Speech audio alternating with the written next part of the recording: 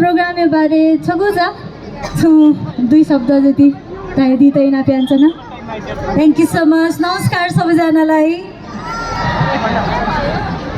गाडी नहुँदाखेरि हिँड्दाखेरि अनि यस्तो म्युजिकल कार्यक्रम हेर्दाखेरि सबैजनाले रमाइलो नै लागिरहेको होला।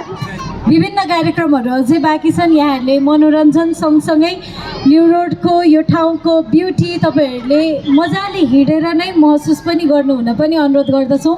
र यो this is just a beginning, यो चाहिँ सुरुवात मात्र हो। हामीले क्रमशः अब विस्तार गर्दैछौँ।